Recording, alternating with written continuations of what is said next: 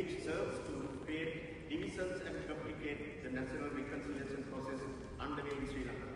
We are committed to working towards a country that respects and celebrates the diversity of its people in line with our domestic legal framework. Mr. President, High Commissioner, 1 year ago, the people of Sri Lanka voted with one voice to bring about a transformation and usher in a new political culture. Our democratic traditions have been upheld through timely elections held in free, fair and peaceful manner. A number of measures have been introduced to promote the economic and social well-being of the people, to strengthen reconciliation and ensure social justice. Mr. President, the government has provided comments on the High Commissioner's report, and I wish to address some of the matters raised in it. Our anti-corruption drive has been strengthened with new legislation enabling independent investigations and prosecutions leading to landmark convictions. The government is in the process of repealing the PTA and introducing new counter-terrorism legislation. Amendments are being formulated through consultations to the Online Safety Act. The government continues to strengthen the domestic reconciliation mechanisms by guaranteeing their independence and the necessary financial and human resources allocations.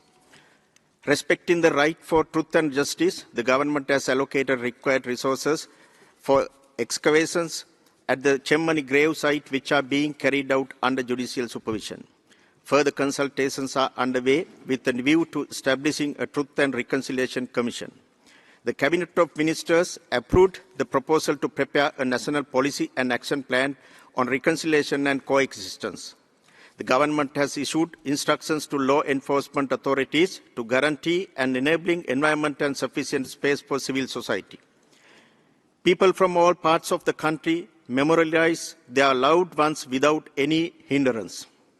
In line with the government's vision and commitment for a reconciled Sri Lanka, a Sri Lanka Day is to be celebrated in the first week of December. Views of the general public and the National Human Rights Commission have been called for the establishment of an independent public prosecutor's office. Mr. President, the Attorney General would prefer indictments only if there is a prima facie case against an accused, and as such, the negative portrayal of the AG's office in the report does not stand to reason. The prosecutorial discretion of the Attorney General is not an unfettered power and is subject to the full force of judicial review. The reference to the amended Personal Data Protection Act in the report is erroneous, as the proposed revisions are not related to exemptions as indicated. The government is committed to advancing accountability through credible domestic processes. Recent decisions by the Sri Lankan courts demonstrate the independence of the Sri Lankan judiciary. The government has afforded full independence to the police, and investigations have been resumed into many long-standing cases, including the Easter Sunday attacks and attacks against journalists.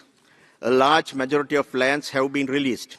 Adequate compensation is paid to rightful owners where release is not possible. A cabinet-appointed committee is addressing competing claims and land issues faced by people living in areas identified as state reserves and places of archaeological significance. To build confidence among the public, the government is taking several initiatives, including opening of roads, infrastructure, development, livelihood support, and promotion of industries. Legislation is being formulated to increase wages in the plantation sector, while over 5,000 houses are to be handed over shortly. A bill introducing a right-centered approach to persons with disabilities is to be presented to the Parliament soon. Sri Lanka has continued to engage constructively with this Council, OSCHR, as well as with the regular human rights mechanisms. Mr. President, developments within less than a year clearly demonstrate our genuine commitment and determination to protect and promote the rights and well-being of all Sri Lankans through our domestic processes. Therefore, the government is opposed to any external mechanism imposed on us, such as the Sri Lanka Accountability Project, which serves to create divisions and complicate the national reconciliation process underway in Sri Lanka. We are committed to working towards a country that respects and celebrates the diversity of its people in line with our domestic legal framework. The government will continue to work in close cooperation with the international community through capacity building and technical assistance in mutually agreed areas to further strengthen these efforts. We urge this Council to take note of the progress made within a short period. We seek your continued support to provide us the time and space that is required to make use of this historic opportunity to advance the rights and well-being of Sri Lankans through national processes. Thank you.